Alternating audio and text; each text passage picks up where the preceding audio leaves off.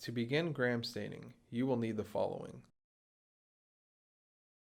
Once you have all your needed materials, begin by placing a drop of water onto the slide using the inoculation loop. Next, use a clean inoculating loop to gather a sample of the organism. Here's a tip. This does not require a large amount. Lightly touch the loop to the culture. Be sure to target a single colony. Then place the sample onto your microscope slide and be sure to spread it evenly within the sample area. Remember to use a new inoculation loop each time you collect a new sample. Now you will fix the sample to the slide by passing it quickly through the flame provided by the Bunsen burner.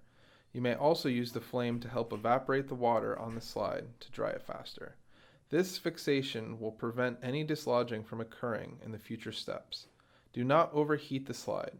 Overheating can distort the sample or cause the slide to break. In order to identify the organism under the microscope, we need to first stain the sample with crystal violet. This is done by placing a few drops onto the slide so the entire sample area is covered.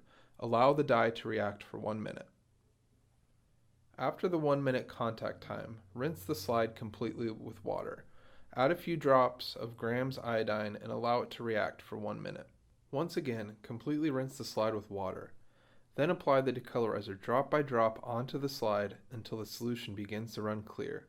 The decolorizer only needs approximately 5 seconds to react, so be sure to rinse the slide with water immediately after application.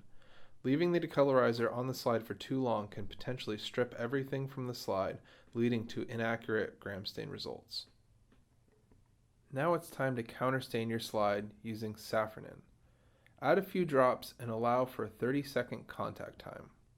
Finish preparing your slide by rinsing away the safranin, blot drying with a Kim wipe, and allowing time to completely air dry. Now your slide is ready to view under the microscope.